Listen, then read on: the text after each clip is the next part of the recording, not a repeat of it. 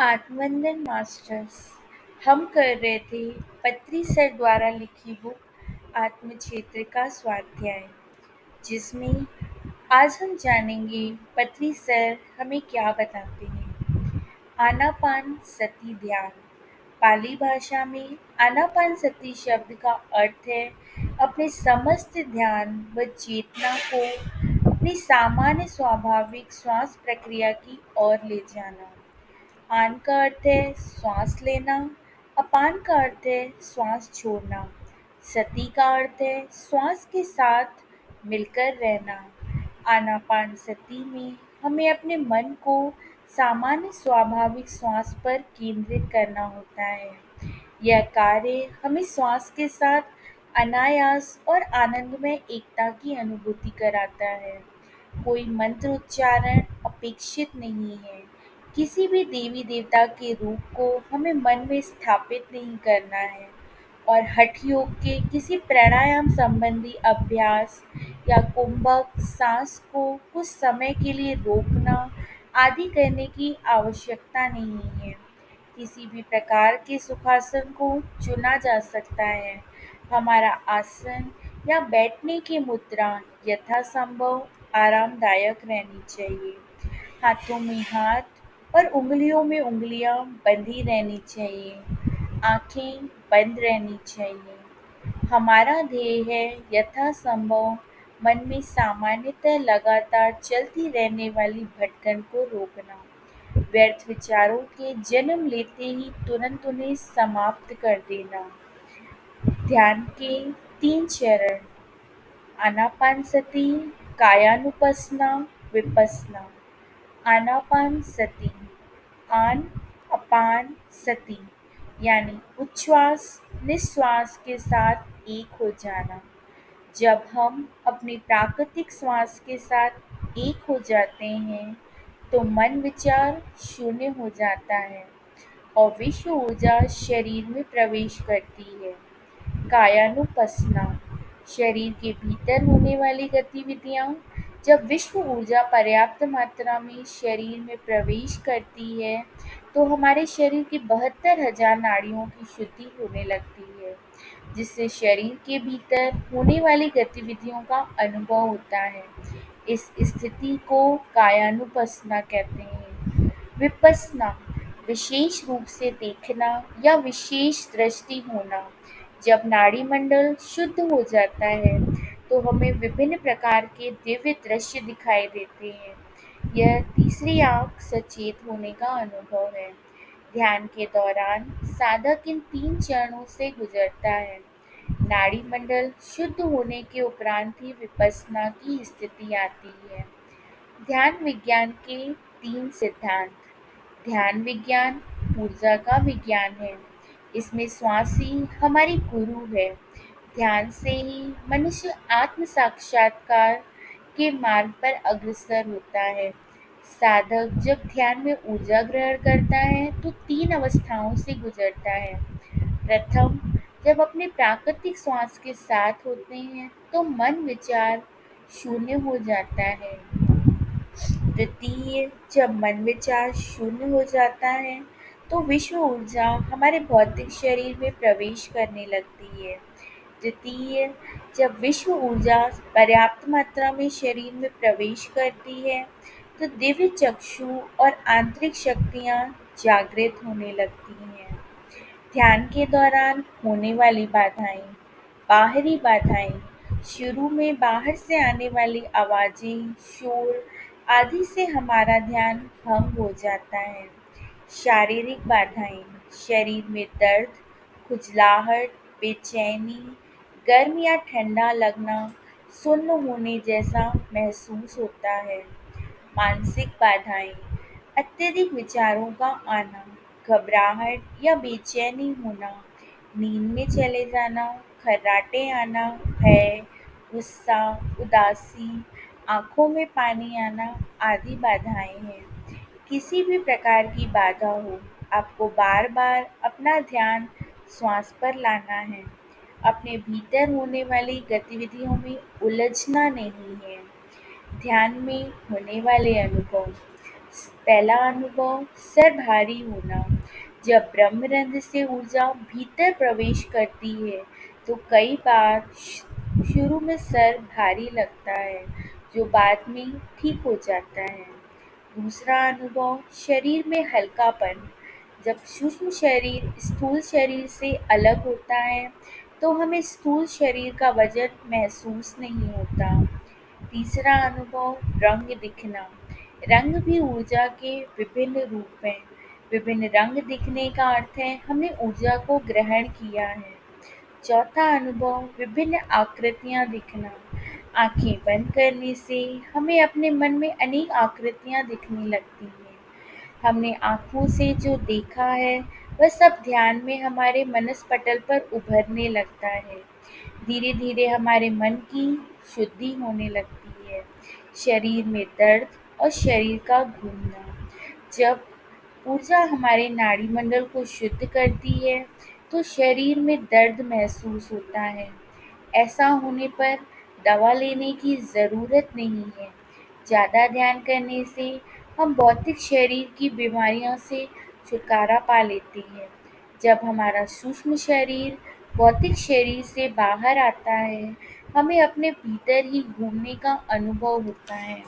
इसे astral travel कहते हैं। दिव्य चक्षु जागृत होना। कुछ ध्वनियों को पूर्व जन्म की कुछ घटनाएं या प्रकाश आदि दिखाई देते हैं। पहाड़, नदी, झरने या सुरंग के भीतर चलने का अनुभव होता है। ज्ञान चक्षु जागृत होना। एस्ट्रल ट्रैवल के दौरान हमारा सूक्ष्म शरीर मास्टर से संदेश लेता है। इस दिव्य ज्ञान से हमें अपने जीवन में लाभ होता है और ज्ञान बांटने से बढ़ता है। अन्य अनुभव, कुछ ध्यानियों को फूलों की सुगंध, मुंह में स्वाद, अलग प्रकार की ध्वनियाँ भी ध्यान के दौरान सुनाई देती हैं। जब ऊर्जा 72,000 नाड़ियों में बहती है और ऊर्जा केंद्रों यानी कि चक्रों को शुद्ध करती है, तब शरीर के कई हिस्सों में विभिन्न गतिविधियाँ या विभिन्न यौगिक क्रियाएं हो सकती हैं। कई बार शरीर में कंपन, झटके या गर्म और ठंडी तरंगों को भी महसूस किया जा सकता है। जब प्राण शक्ति अत्यधिक मात्रा में शरीर में प्रवेश करती है, चयापचय यानी कि मेटाबॉलिज्म कम होने से श्वास की गति कम हो जाती है और साधक समाधि स्थिति में पहुंच जाता है। किसी समय ऐसा भी लगता है कि हम श्वास नहीं ले रहे हैं, लेकिन जैसे-जैसे ऊर्जा स्वतंत्रता से बहने लगती है, यह सब सामान्य हो जाता है। हर एक अनुभव अपने आप में अद्वितीय है। हमें अपनी अनुभव तुलना दूसरों के अनुभव के साथ नहीं करनी चाहिए। अनुभव बताते या सुनते समय हमें हीन भावना, उच्च भावना, आलोचना, स्पर्धा आदि महसूस नहीं करना है।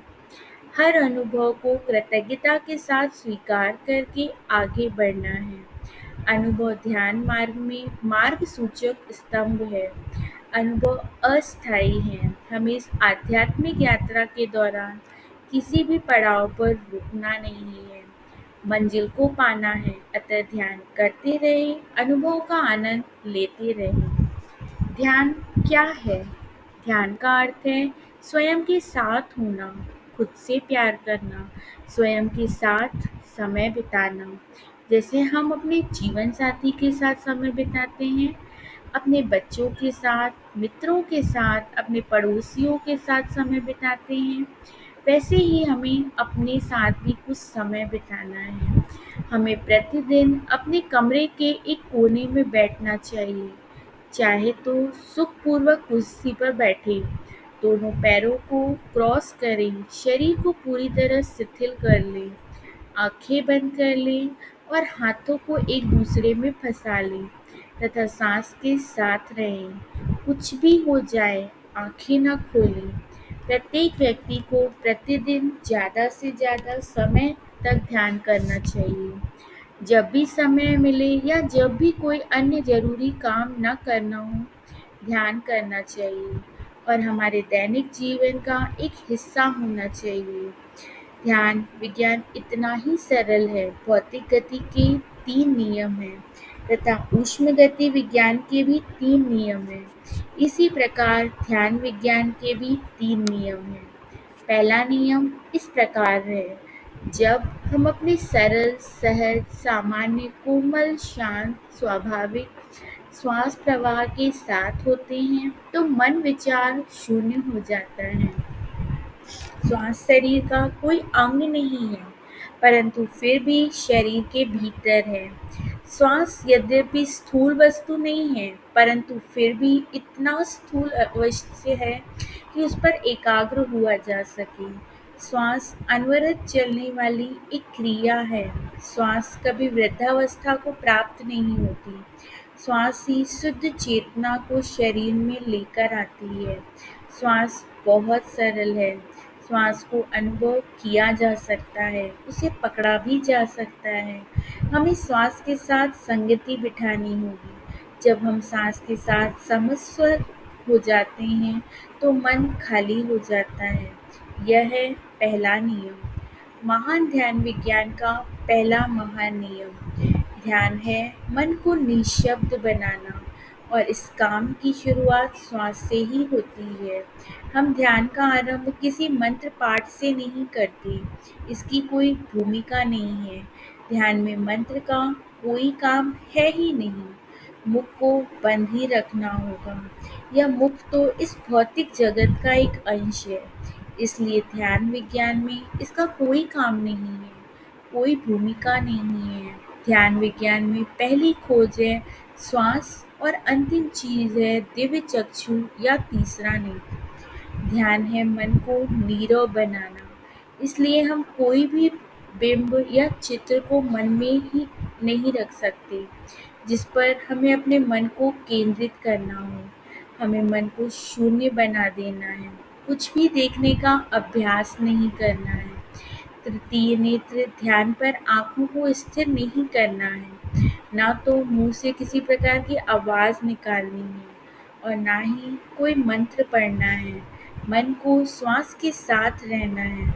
यह तो आधारभूत बात है। यदि मन ही सांस के साथ नहीं है तो वह कभी खाली ही नहीं होगा। मन को विचार शून्य बनाना है। मन से सभी सामाजिक व धार्मिक मानसिक चित्रों को बाहर निकाल देना है। हिंदू, मुस्लिम, कम्युनिस्ट, नास्तिक, आस्तिक व बौद्ध हर प्रकार के बिंब या प्रतीक को त्याग देना है। मन को तो रिक्त बना देना है। ध्यान विज्ञान का दूसरा महान नियम है, जब मन खाली हो जाता है, विश्व शक्ति वेग के साथ भौतिक शरीर में प्रवाहित होने लगती है। हमारा बीहड़ मन एक अवरोध है। जंगल जैसा मन विश्व शक्ति को शरीर में प्रवेश नहीं करने देता।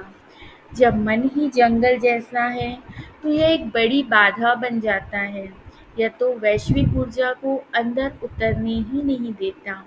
मन भौतिक ऊर्जा तथा विश्व ऊर्जा को अलग अलग करने वाला है। यह दोनों के बीच विभाजन रेखा है। जब मन ही जंगल जैसा होगा तो अवरोध तो ठोस होगा ही। यह मन केवल तभी अर्धभेदनशील झिल्ली जैसा बनता है जब सब विचार समाप्त हो जाए। अतः अपने ठोस मन को तरल मन बना लेना, जहाँ विचार कम हो और खाली स्थान ज्यादा हो, यही ध्यान है। और उसका मार्ग केवल श्वास से ही जाता है।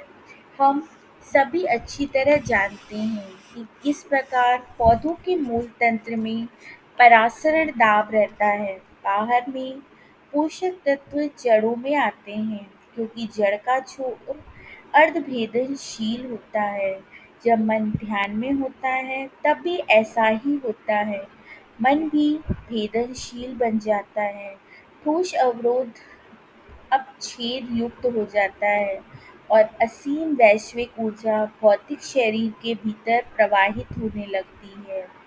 ध्यान विज्ञान का तीसरा महानियम कहता है, जब प्रचुर मात्रा में वैश्विक ऊर्जा भौतिक शरीर में प्रवेश कर जाती है तो दिव्य चक्षु भी क्रियाशील होने लगता है। ध्यान का परिणाम होता है हमारी आंतरिक ज्ञानेंद्रियों का सक्रिय होना और अंततः हमारे अतिरिक्त संवेदी बोध का क्रियाशील हो जाना। इसके फलस्वरूप हमारी आत्म चेतना जागृत हो जाती है और फिर आत्मा की प्राप्ति होती है। एक साधारण व्यक्ति के मामले में देखें तो शायद आत्मा कहीं खो गई है, स्वर्ग भी खो गया है, इसकी पुनः प्राप्ति करनी होगी। आत्मा ही स्वर्ग है। भौतिक शरीर को विश्व ऊर्जा से लबालब भर जाना चाहिए। जब ऐसा हो जाता है तो धीरे धीरे आत्मा की क्षमता गतिशील हो जाती है, अन्यथा यह क्षमता मात्र क्षमता ही रह जाती है। आत्मा के पास असीम शक्ति है, वो पर वह शक्ति यूं ही पड़ी रहती है जब तक हम उसे ध्यान द्वारा जागृत नहीं करते। सभी शरीर मन युक्त सत्ताओं को शरीर मन आत्मा युक्त सत्ता बनना है और यही ध्यान विज्ञान का काम शुरू होता है। यह ध्यान विज्ञान ही अन्य समस्त विज्ञानों को जन्म देने वाला है। यह ध्यान विज्ञान ही स्वास्थ्य विज्ञान है। यह ध्यान विज्ञान ही आनंद विज्ञान है। यही ऊर्जा को उच्चतम बिंदु तक ले जाने का भी विज्ञान है। यह एक विज्ञान ही सबको जोड़ने वाला विज्ञान है। यह मानवता के सभी विभाजित हिस्सों को जोड़ने वाला है। ध्यान विज्ञान की जय हो। Thank you masters.